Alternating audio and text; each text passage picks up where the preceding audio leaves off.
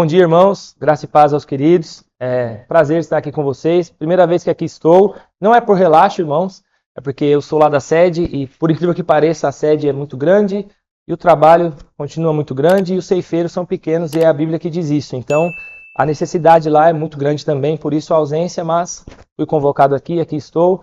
Quero externar aqui minha gratidão, respeito ao pastor Ricardo, que é meu amigo, a irmã Cíntia também, a todos os irmãos aqui presentes. Quero também justificar aqui o meu texto. Por volta de 2015 ou 2016, eu preguei essa mesma mensagem. Eu tinha acabado de operar de apêndice, estava em casa, consegui estudar bastante. E o Senhor me deu a graça de pregar numa escola dominical. E nessa escola dominical, o Ricardo e a Cíntia tinham acabado de chegar na igreja. E eu preguei essa mensagem lá. E por incrível que pareça, agora eu acabei de operar de novo, porém de hérnia. E o Senhor me colocou no coração para que eu pregasse essa mensagem novamente. Eu tenho certeza que o Senhor falará ao coração da amada igreja. Abram comigo o livro de Atos dos Apóstolos, capítulo 2.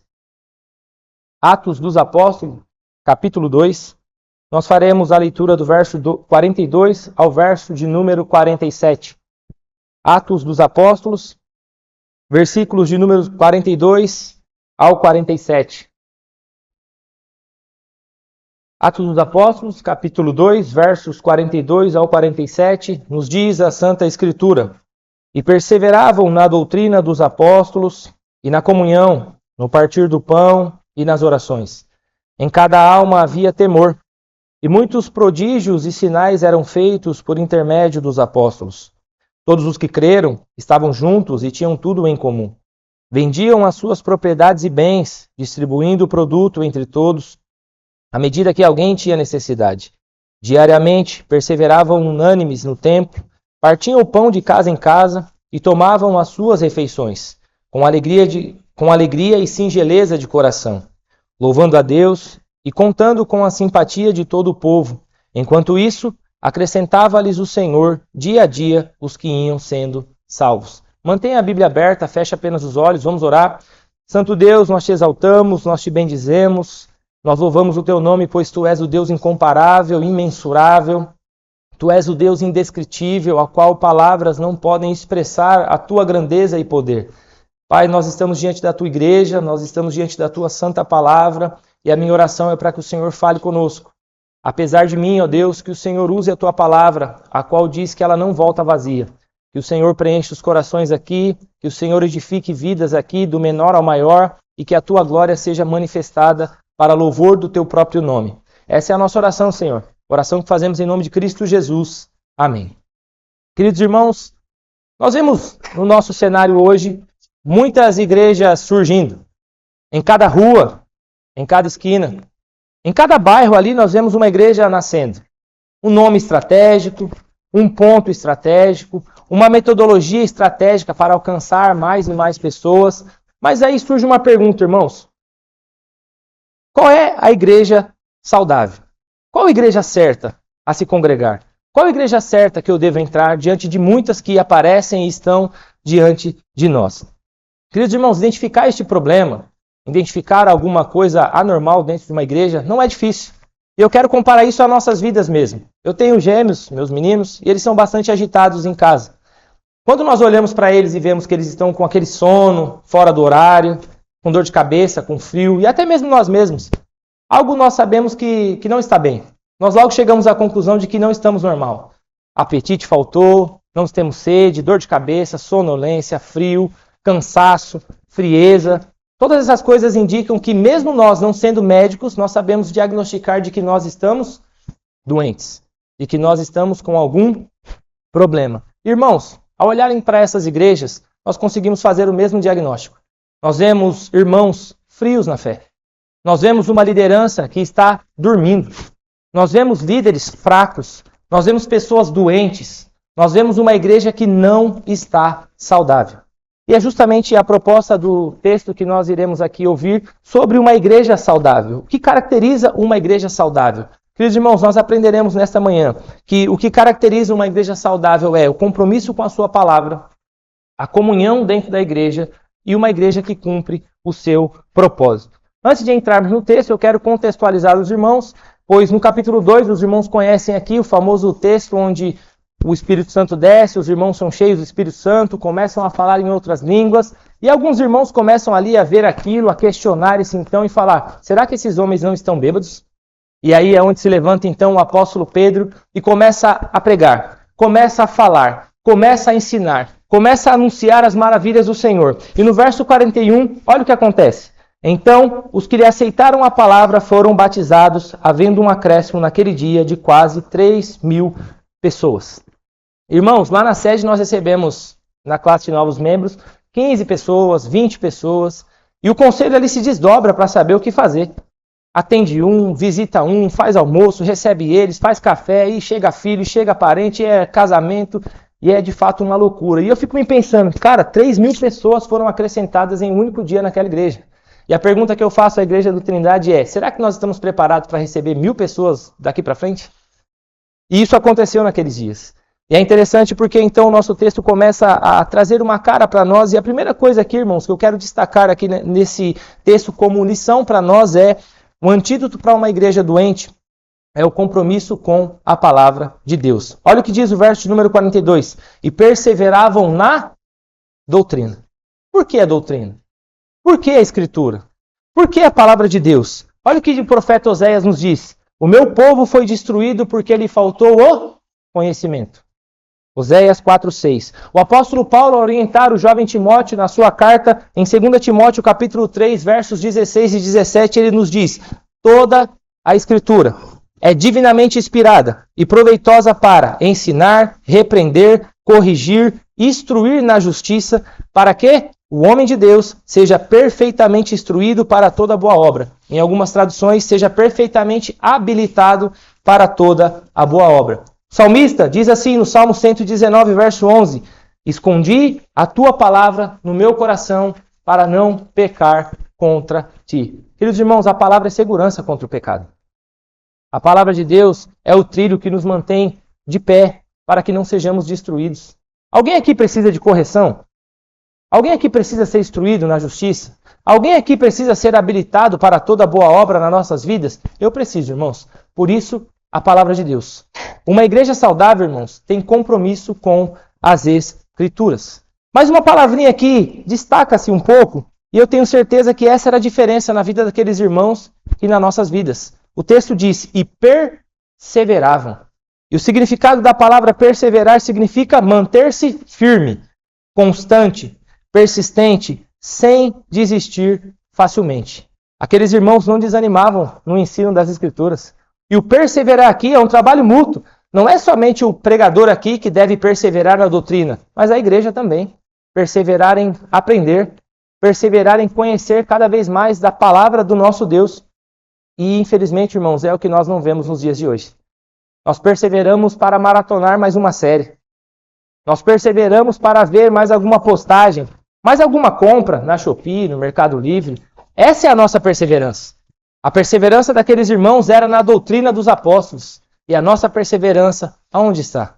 Essa palavra fazia diferença para aqueles irmãos e certamente essa palavra faz diferença para nós. Perseverança. Manter-se firme, constante e persistente, sem desistir facilmente da doutrina do nosso Deus.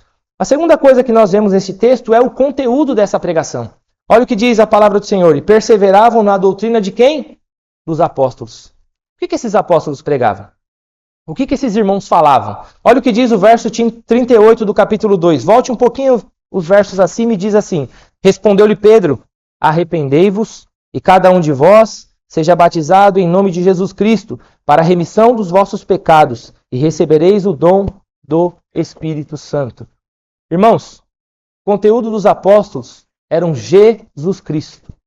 Arrependimento, batismo, compromisso com Deus. Símbolo de uma fé invisível que está aqui dentro, agora sendo visível pelo batismo, poder do Espírito Santo. O que aconteceu com a nossa pregação? O que aconteceu com o conteúdo da palavra de Deus? Onde está Cristo?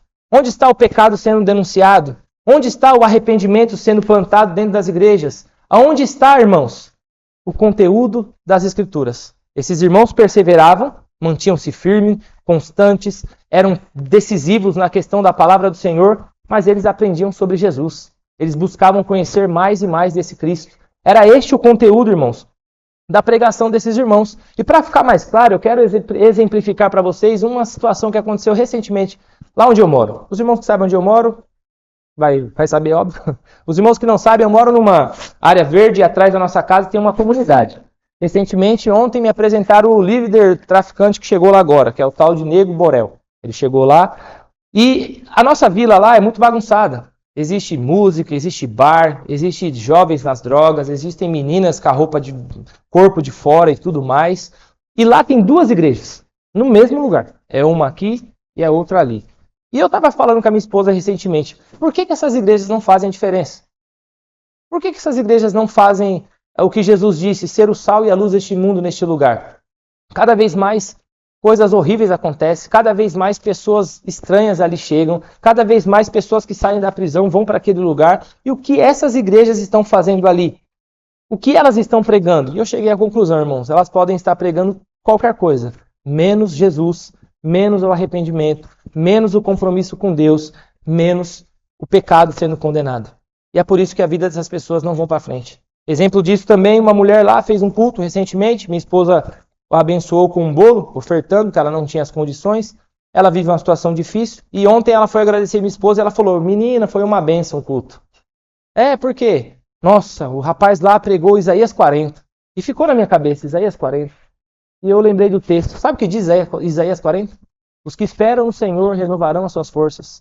Não se cansarão, correrão, voarão como águias. E eu fiquei imaginando a pregação naquele dia. Você vai voar, minha irmã. Você vai correr e nada vai te parar. Minha irmã, você vai vencer. Você vai ver seus inimigos nos seus pés. Essa pregação não salva. Essa pregação não muda a vida. O que muda a vida é Jesus Cristo pregado. O que muda a vida é o arrependimento. O que muda a vida é ter compromisso com Cristo Jesus. O conteúdo desses irmãos era Jesus Cristo pregado, o arrependimento, o batismo e o compromisso com o nosso Senhor.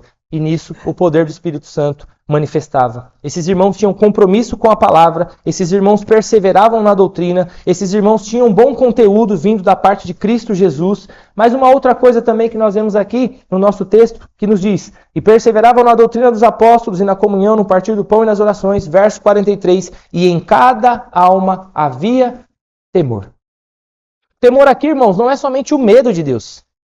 O temor aqui, a qual o texto nos diz, é a devoção a este Deus, é a reverência a este Deus, é o respeito profundo a este Deus, é a submissão e obediência a este Deus. Olha o que diz Provérbios 1, verso 7. O temor do Senhor é o princípio do conhecimento, mas os insensatos desprezam a sabedoria e a disciplina. Será que nós não estamos desprezando a disciplina e a sabedoria de Deus? Quando nós não perseveramos, quando nós não buscamos Cristo? Será que não estamos deixando de temer este Senhor? Queridos irmãos, nós vemos dias em que Deus é qualquer um. Deus não é o Neymar, Deus não é o Messi, Deus não é um influencer qualquer. Deus é Deus. É o Senhor de todas as coisas. A Ele, pois, temeis, a Ele, pois, servir. É a este Deus que nós nos encontramos todos os domingos, em todos os lugares. É a Ele. Infelizmente, irmãos, nós vemos crentes que crescem a cada dia, que estão dentro da igreja, mas não têm respeito pelo Senhor, não temem a Deus, não honram a esse Senhor. A exemplo disso, eu não quero dar aqui nenhuma indireta, até porque não sou daqui, mas, irmãos, nós vemos dentro da igreja pessoas levantando na hora das escrituras e indo ao banheiro. E eu não estou dizendo que se você tem algum problema, você não deva fazer isso, mas quando Deus está falando, eu aprendi que a igreja escuta. Porque quando meu pai falava, eu ouvia. Tente levantar, irmão, no momento em que um juiz estiver falando e ele não der ordem para nós. Tentem fazer isso. Tentem comer no momento em que um juiz estiver falando ali na frente, se você não vai ser orientado a não fazer isso. E por que nós fazemos diante de Deus? Porque falta em nós temor. E esse temor vem da perseverança da palavra do nosso Deus. Quanto mais o conhecemos, mais o tememos. Nossas crianças hoje em dia, irmão, sabe o que elas fazem no culto? Ficam no celular, enquanto a palavra está sendo pregada. Quando o liturgista ou o pastor pede para que a igreja se coloque de pé, as crianças não se levantam. Por que não? Deus não é Deus delas? Deus, o Senhor, é Deus das crianças, é Deus dos mais velhos, é Deus dos mais novos, e Ele merece o nosso respeito, temor e reverência. Nós devemos obedecer ao Senhor Jesus Cristo. falta em nós temor, falta em nós devoção, falta em nós respeito, falta em nós adoração profunda a este Deus. E é por isso que nós, a cada dia, não temos compromisso com as Escrituras. Uma igreja saudável é uma igreja que tem compromisso com a palavra de Deus. E qual é o resultado disso, irmãos? Qual o resultado de perseverar na doutrina? Qual o resultado de ouvir bom conteúdo da palavra de Deus? Qual o resultado de termos temor e respeito ao Senhor Jesus Cristo? O nosso texto nos diz: e muitos prodígios e sinais eram feitos por intermédio dos apóstolos. Que sinais são estes, irmãos? Eu não duvido que Deus levante alguém da cadeira de roda. Eu não duvido que Deus cure alguém de dor de cabeça. Eu não duvido que Deus não tenha o poder de curar um cego. Eu não duvido disso, irmãos. O nosso Deus faz. Mas quando eu penso em poder de Deus, em sinais de Deus, em maravilhas de Deus, eu estou pensando em conversões. Por que não há conversões no nosso meio? Por que casamentos deixaram de ser transformados no nosso meio? Por que nós não vemos mais pessoas pedindo perdão umas para outras? Porque falharam, porque pecaram, porque erraram. Por quê, irmão? Porque falta o compromisso com a palavra. Falta o conteúdo que é Cristo. Falta dedicação e perseverança em nós para aprendermos mais e mais do nosso Deus. E o que isso resultará em nós? Temor a Ele. E o que isso resultará em nós? Prodígios e sinais. Irmãos, eu não estou falando só de cura. Os sinais aqui mencionados no texto os sinais mais a pregação apontando para Deus. E é isso que nós precisamos ver, irmãos. Há pessoas dentro da minha casa que não conhecem o Senhor. Há pessoas dentro da família de vocês que não conhecem a Jesus Cristo. Há casamento do nosso lado que estão se perdendo e se destruindo. E cadê o povo de Deus? Falta em nós, irmãos, o temor. Falta em nós a perseverança. Falta em nós bom conteúdo. Por isso que nós deixamos de ver essas conversões. Olha o que diz Hebreus 2,4. Dando Deus testemunho juntamente com eles, por sinais, prodígios e vários milagres, e por distribuições do Espírito Santo, segundo a sua vontade. Falta em nós o compromisso. Por isso não vemos mais conversões genuínas no nosso meio. Pessoas se arrependendo e se convertendo ao Senhor Jesus Cristo. Falta isso em nós, irmãos. Será que não é esse o motivo pelo qual nós estamos tão frios? Não seria este, irmãos, o motivo pelo qual nós estamos tão fracos? Não seria este, irmãos, o motivo pelo qual nós não temos mais fome e sede de Deus? Não seria esse, irmãos, os motivos pelos quais nós não vemos mais conversões, transformações, Deus fazendo milagres, prodígios e sinais no nosso meio? Falta compromisso com as Escrituras. Uma segunda coisa também importante para que uma igreja permaneça saudável é a comunhão entre os irmãos. Versos 44 a 46 nos ensinam isso. Todos os que creram estavam juntos e tinham tudo em comum, vendiam as suas propriedades e bens, distribuindo o produto entre todos à medida que alguém tinha necessidade. Diariamente perseveravam unânimes no templo, partiam pão de casa em casa e tomavam as suas refeições. Queridos irmãos, comunhão é a marca da igreja saudável. Uma igreja que não tem comunhão, ela não está bem. Ela não está saudável, ela está doente. Olha só o que nos ensina o nosso texto. A comunhão aqui é vista com a unidade da fé. Olha o que diz o texto. Todos estavam juntos e isso demonstra a unidade. Todos estavam juntos. Todos participavam. Todos trabalhavam. Todos serviam. Todos se amavam. Todos contribuíam. E isso é a unidade da fé. Uma igreja que tem comunhão vive a unidade da fé. Verso 45 nos ensina sobre a generosidade que havia naqueles irmãos. Olha o que diz o texto. Vendiam as suas propriedades e bens, distribuindo o produto entre todos, à medida que alguém tinha necessidade. Irmãos, eu não estou pregando aqui o socialismo não, tá? Nem pedindo para você vender sua casa, seu carro e trazer aqui o dinheiro na igreja. Até porque é outra igreja que faz isso.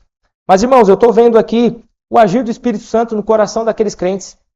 Ao verem alguém passando a necessidade, tendo como ajudar, aqueles irmãos vendiam suas propriedades e bens para que os seus amados irmãos que ali estavam não padecessem, não sofressem. Isso é muito lindo, irmãos. Isso é muito belo. Jesus aqui vai contar uma parábola no capítulo 25, e verso 35 ao 40 de Mateus, dizendo: benditos meu Pai, venham para este lado. E por que esses benditos estão vindo para este lado, que eram as bodas do Senhor? Jesus explica na sequência do texto. Ele diz, sabe por quê? Eu tive fome. Sabe o que vocês fizeram? E deram de comer. Eu tive sede. Sabe o que vocês fizeram? me deram de beber. Eu tive frio e vocês me deram roupa. Eu estava sem lugar, sem abrigo e vocês me deram hospitalidade. E Jesus diz, mas existiam alguns que não fizeram isso. Quando vocês fazem isso a alguns dos seus pequeninos, a mim vocês estão fazendo. É o que o Senhor Jesus está dizendo em Mateus 25. Irmãos, cadê a generosidade nossa dentro da igreja? Uma igreja saudável, irmãos, precisa ser generosa. Uma igreja saudável, irmãos, precisa caminhar de uma outra forma. Olha o que diz 1 João 3,17. Ora, aquele que possuir recursos deste mundo e vir a seu irmão padecer necessidade e fechar-lhe o coração, como pode permanecer nele o amor de Deus? Como pode, irmãos? A situação do meu irmão não me incomodar. Como que eu posso dormir sabendo que o meu irmão está sem o que comer, sem o que beber, sem o que vestir? Algo está errado.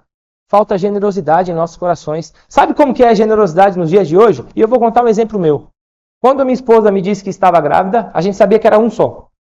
E aí ela fez o segundo ultrassom e aí apareceu mais um. E eu pedi para ela parar de fazer o ultrassom, senão ia aparecer 3. E ali a minha cabeça bagunçou muito, irmãos. Nós somos simples, nós somos batalhadores, trabalhadores, não há luxo para nós. E eu não sabia se eu pintava o quarto, se eu comprava o berço. Se eu comprava roupa, se eu comprava fralda. Se eu comprava bebê conforto, se eu comprava não sei o quê, se tocava leite. Eu não sabia o que fazer. Novo. Acabado de receber a notícia que ia ter gêmeos. E eu não sabia o que fazer, sinceramente. Eu não sabia onde investir e tal. E nos dias de hoje, irmão, sabe o que você vê? Aí você entra na internet ou no seu celular, lá no status, aí você vê a pessoa vendo berço, R$500, com avarias. Irmão, o problema não está em vender. O problema não está em vender suas coisas. Vou vender um sofá, vou vender um berço, vou vender um bebê conforto. Não está nisso, não. O problema está em vender quando você pode abençoar. Irmão, você vai ser pai? Louvado seja Deus. Está aqui, ó, um berço para você. Eu já usei. Deus já me abençoou. Deus já fez por mim, irmãos. E eu quero fazer por você. Ô, irmão, seu filho está crescendo, né? Eu tenho um bebê conforto em casa, os meus já não precisam mais. Eu não vou vender por R$70, não. Queridão, Deus te abençoe. Que você use e faça bom uso disso, bom proveito disso. Isso é a marca da igreja. Generosidade. Esses irmãos vendiam suas propriedades e bens porque os outros irmãos estavam com necessidades, queridos. E muitas das vezes nós estamos presos no nosso eu, no nosso ego, pensando em nós mesmos, no nosso benefício. Isso não vai levar ninguém a lugar nenhum. Generosidade. Comunhão é a marca da igreja. Esses irmãos tinham unidade da fé, eles estavam juntos. Esses irmãos repartiam o que tinham para abençoar uns aos outros. E esses irmãos também tinham fortalecimento espiritual, perseveravam diariamente no templo e tomavam as suas refeições. Queridos, não há fortalecimento mais na igreja do Senhor. Hoje nós saímos daqui, nós nos preocupamos com os outros irmãos na semana, como estão. Nós recebemos mensagens de todo tipo. Nós recebemos vídeos de toda maneira, mas não há uma oração sendo enviada por irmão. Queridão, fiquei sabendo da sua situação e eu estou orando por ti. Queridão, eu estou te ligando aqui para saber como você está, sua família. Vou passar aí para te dar um abraço. Você fez cirurgia, você foi para sua casa e eu vou te visitar. Eu vou aí orar contigo. Vou te levar um presente. Vou tomar um café com você. Falta isso na igreja de Deus. Falta fortalecimento espiritual, irmãos. A Bíblia diz que dentro da igreja existem fortes e fracos. E os fortes, o que estão fazendo? É nosso dever fortalecer os nossos irmãos com a mensagem, com palavra, com oração, com abraço, abençoando, eu não sei como, mas é nosso dever fortalecer os nossos irmãos. Às vezes nós trocamos mensagem com o grupo da igreja, da empresa lá, e brinca daqui, brinca da acolá, e recebe um áudio, mas nós esquecemos os nossos irmãos. Irmã, estou passando para saber como você está, só isso. Eu vim aqui te ver, passei na rua. Falta isso, irmãos. Falta a igreja se fortalecer mutuamente, para que haja comunhão. Nós também vemos dentro dessa igreja, no que diz respeito à comunhão, o relacionamento fora da igreja. Olha o que diz o texto: partiam o pão de casa em casa e tomavam as suas refeições. A comunhão da igreja não se limita apenas a essas 4 paredes. A comunhão da igreja se estende para fora, irmãos. É tão difícil unir crente, né? É tão difícil estar junto, é mais fácil estar com o pessoal da empresa. Estar com a família, onde a tia bebe, o tio bebe, um separado, um briga, é música feia, mas com a igreja parece que é algo tão difícil. Eu recentemente também fiz um grupo na igreja dos IPs e coloquei Play no Vitão, que era para fazer um evento lá em casa. Coloquei mais de 20 pessoas, a maioria era adolescentes, que é a galera que eu ando. E eu falei, vai bombar, né, meus adolescentes da igreja? A galera quer estar junto. Foi acho que 9 pessoas, eu acho. 7 ou 8 por aí. E só fizemos uma vez só. E eu insisti. Vamos fazer, vamos estar junto, vamos ficar junto, vamos fazer um momento, vamos louvar, vamos comer. Cara, como está difícil. Como está difícil, irmãos, a gente se relacionar fora da igreja. Nos vemos aqui dentro, quando as portas estão fechadas, é cada um por si e Deus por todos. Infelizmente, essa é uma verdade. Queridos irmãos, uma igreja que está saudável é uma igreja que tem compromisso com a palavra de Deus, é uma igreja que tem comunhão e é uma igreja que cumpre o seu propósito. Mas antes disso, no que diz respeito à comunhão, qual o resultado dessa comunhão, praticamente falando? Olha o que diz a sequência do nosso texto no verso 46. Com alegria e singeleza de coração. O resultado de uma igreja que tem comunhão, o resultado de uma igreja que está unida, generosa, que se fortalece, que se relaciona dentro e fora, é uma igreja alegre. É uma igreja simples. A singeleza de coração aqui é aquele que faz sem esperar nada em troca. Eu faço porque é bênção, eu faço porque é para o meu irmão, eu faço porque é bom abençoar, estar junto. O resultado de uma comunhão, o resultado de tudo isso que eu disse, é uma igreja alegre, é uma igreja vibrante, é uma igreja viva, é uma igreja que está junto, e isso não tem preço. A terceira e última coisa que eu destaco aqui, no que diz respeito a uma igreja saudável, é o cumprimento do seu propósito. Versos 47 nos diz, louvando a Deus e contando com a simpatia de todo o povo, enquanto isso acrescentava-lhes o Senhor, dia a dia, os que iam sendo salvos. Uma igreja saudável cumpre o seu propósito. E qual é o propósito da igreja? Primeiro, louvar a Deus. O texto diz, louvando a Deus. Ah, irmãos, nós cantamos aqui. Mas o louvor não é isso. O louvor não se limita apenas a cantar uma grande canção. A adoração ao Senhor se estende muito além disso. Ou qual é a pergunta que nós esquecemos? Qual é o fim principal do homem? Por que nós acordamos de manhã? Para trabalhar, fazer curso, ir no mercado, pagar conta, brigar com o filho, brigar com a esposa, comer comida? Não, irmãos. Nós levantamos e acordamos, vivemos e nos movemos, bebemos e comemos para a glória de Deus. O nosso dever como igreja, no que diz respeito ao nosso propósito, como membros ou não, é cumprir a adoração que o Senhor nos chama. Uma igreja saudável que tem a palavra de Deus como compromisso, uma igreja saudável que tem a comunhão como marca, uma igreja saudável é aquela que está adorando ao Senhor em todo o tempo. A adoração ao nosso Deus é o nosso propósito. A segunda coisa que faz uma igreja cumprir o seu propósito é a sua missão. E o texto diz, e contando com a simpatia de todo o povo. O contar a simpatia de todo o povo aqui, irmãos, não é fazer um carnaval dentro da igreja para que as pessoas de fora venham para cá. O contando a simpatia do povo aqui não é fazer casamento homoafetivos para chamar a atenção de um público novo. O contando a simpatia aqui, irmãos, é permanecendo nos seus propósitos. Perseverando na palavra, tendo comunhão e influenciando todo um povo. Nas escolas, nas ruas, nos bairros, nos lares. É nosso dever fazer a missão. Como diz lá em Mateus 5,16, brilhe em vocês a luz de Jesus, para que aqueles que estão à sua volta vejam as boas obras e glorifiquem a quem? O vosso Pai que estás nos céus. Esse é o nosso chamado, irmãos. Fazer a missão. Nós devemos fazer isso. Jesus diz isso lá em Mateus 28,19. Ide por todo mundo. Preguem o quê? O Evangelho. Ensinando-os a guardar tudo que eu vos tenho ensinado. Esse é o nosso papel. Fazer a missão, contando com a simpatia de todo o povo. A terceira e última característica de uma igreja que cumpre o seu propósito é evidente. Ela acaba crescendo. Uma igreja não cresce só porque os blocos estão chegando, o cimento está chegando. Uma igreja cresce porque a adoração está sendo feita, a missão está sendo cumprida e, como consequência, ela cresce. Diz a sequência do nosso texto. Enquanto isso, acrescentava-lhes o Senhor, dia a dia, os que iam sendo salvos. Irmãos, nós vemos uma gama de igreja crescendo. Muita gente, muito povo. A pergunta é Deus quem está mandando esse povo ali? Porque eu tenho a certeza de que Deus não envia pessoas para a igreja doente. Para uma igreja que não está no compromisso com as Escrituras, uma igreja que não persevera, uma igreja que não tem conteúdo, uma igreja que não teme ao Senhor, uma igreja que não está unida na generosidade, no fortalecimento, na unidade, no compromisso mútuo com seus irmãos. Então a pergunta é, será que é Deus que está fazendo de fato essas pessoas irem para lá? Se for uma igreja saudável, Deus está enviando sim as pessoas para que essa igreja cresça. Eu quero aplicar 6 formas aqui para a gente levar isso como lição para a nossa vida. A primeira aplicação é, irmãos, perseveremos na palavra. Busquemos conhecer mais de Deus. Não adianta falar que nós não temos tempo. Não adianta falar que nós não temos o conhecimento. É muito difícil ler a Bíblia. É muito difícil entender. Há livros, irmãos. Há pregações. Há os irmãos aqui que estão capacitados pelo Senhor para nos exortar, ensinar e nos ajudar na caminhada. É que a gente não quer mesmo. É melhor estar no sofá. É melhor ver a série. É melhor ver filme. É melhor ir para um passeio, para um parque. É melhor fazer tudo isso. É melhor ir comer em algum lugar legal com a galera, ir para a casa do meu tio, lá tem churrasco, lá tem bebida, mas a gente separa. Mas a gente não persevera na palavra de Deus, irmãos. É nossa responsabilidade, tanto de quem prega quanto de quem ouve. O compromisso a conhecer a Cristo é de toda a igreja. Uns foram chamados para ensinar, mas o dever de conhecer e aprender e de ter esse compromisso com a palavra de Deus é nosso.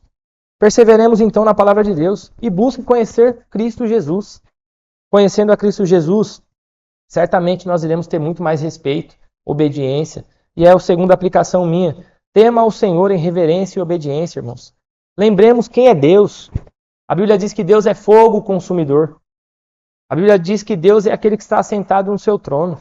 Não deve ser adorado de qualquer jeito.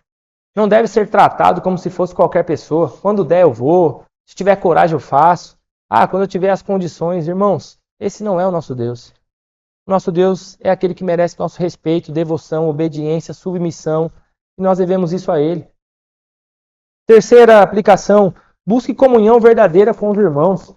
Queridos, esse é um trabalho que não dá para mandar a pessoa fazer, né? Vai lá e abraça o irmão, sai do seu lugar, dá a paz, pega na mão. Queridos, é um trabalho nosso. Devemos se esforçar para ter essa comunhão, quebrar esse vínculo. Chegar até um irmão, conhecer, tomar um café, marcar, mas eu não conheço. Mas irmãos, existe algo que nos une. E o que nos une? Jesus. Mas eu não tenho o que falar. Tá bom, fala de Jesus. Mas eu não tenho o que apresentar para a pessoa. Tá bom, pede para ela trazer um café, você faz um bolo. Irmãos, busquemos essa comunhão verdadeira com os irmãos. Com certeza isso ajuda. Às vezes a gente está sozinho demais na caminhada. Às vezes a gente está dentro da igreja e não tem com quem falar. Não tem com quem dividir um problema. Não tem com quem contar. Irmão, meu telhado quebrou, mas eu não sei quem chamar. Vou chamar o vizinho do lado, mas ele parece que não gosta muito de mim. Irmãos, nós estamos aqui. Essa é a marca da igreja. Precisamos uns dos outros. Essa ideia de que eu não preciso de ninguém é mentira. Nós precisamos em todo tempo uns dos outros. Quebremos esse vínculo e vamos para frente no compromisso, num café, num almoço, num jantar, num parabéns. Irmão, eu não sei o que você gosta, mas eu vim trazer só um presentinho, uma Bíblia, um livro. Isso ajuda muito, irmãos, e faz bem para a igreja do Senhor. A quarta aplicação, louve a Deus com tudo o que você tem, com tudo o que você é. Não se esqueça, adoração não é somente quando o louvor está sendo cantado ou quando os ministros aqui estão tocando.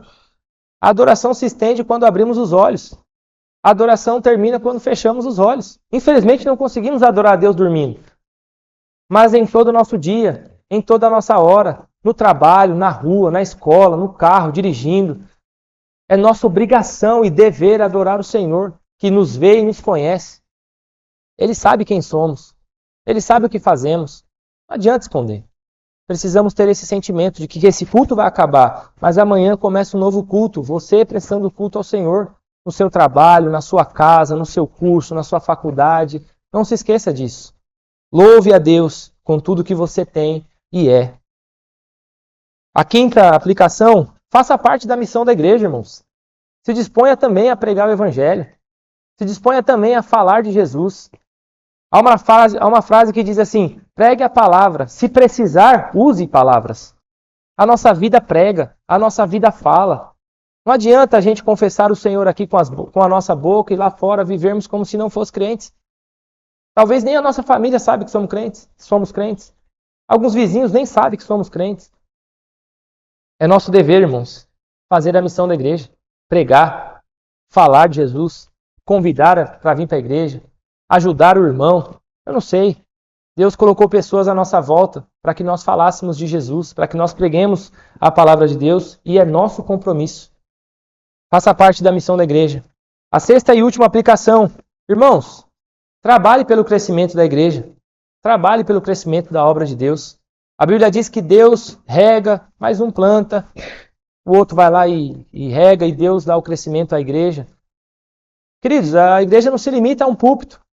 A igreja não se limita apenas a um pregador, mas a uma aula dada na escolinha dominical, a um abraço da tia nas crianças que se encantam por ela, um simples bolo quando o irmão vem tomar aqui, um café que foi feito, e por sinal, parabéns quem fez o café, estava muito bom. Irmãos, a igreja é todos. Um toca, um canta, um fica na porta, um traz um copo, um limpa, um chegou mais cedo, organizou as cadeiras, e isso é a igreja de Deus. Trabalhe, irmãos, para que a igreja do Senhor cresça. Faça parte dessa missão, perseverando na palavra, temendo ao Senhor, buscando comunhão, louvando a Deus, fazendo parte da missão e trabalhando também para o crescimento da igreja. Eu quero, irmãos, aplicar a última forma que eu vejo necessária para nós. Queridos, imagine que você recebeu uma notícia de que você está com câncer. Você chegou no médico, ele abriu seus exames e viu que você está com câncer terminal. Invadiu sua vida, tomou seus ossos, já não há mais o que fazer. Irmãos, é um sentimento muito ruim, eu acredito que seja. Saber que você está com câncer, que não há o que se fazer, e o médico diz, da nossa parte, infelizmente, não tem o que seja feito. A gente se sente talvez desconsolados, sem chão. Eu nem gostaria de imaginar essa situação, irmãos. Mas a gente precisa pensar que existia algo pior que o câncer, que habitava em nós, e é o pecado. O pecado nos matava. O pecado, além disso, nos afastava de Deus. Era um câncer na nossa vida, nos levando à morte e também ao inferno. Mas Jesus nos curou. Com seu sangue nos limpou. Sobre si levou as nossas dores e enfermidades. E hoje nós somos saudáveis por causa de Jesus, que é o médico dos médicos. Se existe alguém aqui hoje que ainda não tomou sua posição por Jesus Cristo, que ainda não fez a sua escolha por Jesus, eu sinto lhe informar, você está com câncer. Não há ninguém que vai fazer algo por você se não for Jesus Cristo. Só Ele pode te curar. Ele é o médico dos médicos, não nos esqueçamos. Pedro vai dizer em sua carta, levando Ele mesmo em seu corpo os nossos pecados sobre o madeiro, para que mortos para os pecados pudéssemos viver para a justiça, e pelas suas pisaduras fostes sarados. 1 Pedro 2,24. Irmãos, a cura para nós. A cura para o pecado, a cura para a preguiça, a cura para a mentira, a cura para a falta de comunhão, para a nossa preguiça em ler a Bíblia e se esforçar. A cura, irmãos. A cura para tudo isso. E o nome dessa cura chama-se Jesus Cristo. Morto, mas ressuscitado. Nós podemos olhar para a nossa vida hoje, e eu não consigo fazer a avaliação de vocês, posso fazer de mim. Mas, irmãos, eu vou orar. Fechemos os nossos olhos e avalie seu coração nesse momento. Como está a sua vida? Será que nós estamos bem? Será que o diagnóstico da nossa saúde está boa? Será que não estamos doentes, irmãos? Será que não estamos adoecendo? Será que o pecado não está prevalecendo na nossa vida? Será que de fato nós não estamos esquecendo do Senhor e estamos aqui apenas para cumprir uma rotina, uma obrigação? Irmãos, eu quero dizer que há cura em Jesus Cristo. E nós podemos receber essa cura agora, por meio da fé, crendo que Ele é poderoso para nos perdoar de todo o pecado, do maior ao menor, de ontem, de hoje e o de sempre. Cristo Jesus é o médico dos médicos e está aqui para nos abençoar. Senhor nosso Deus, nós oramos a Ti, Pai. Nós clamamos ao Senhor para que examine os nossos corações. Veja, Senhor Deus, se há algum caminho mau e certamente o Senhor há de encontrar. A nossa oração é para que o Senhor nos ajude a nos livrar desse câncer que é o pecado. A vencer, ó Deus, essa limitação que nos nos impede de ter o compromisso, a comunhão com os irmãos e o cumprimento da sua palavra e como igreja. Que o Senhor nos abençoe e nos guarde. Que o Senhor nos livre de todo mal. Que o Senhor nos coloque de pé. Que o Senhor renove as nossas forças e nos dê saúde para proclamarmos as virtudes do Senhor.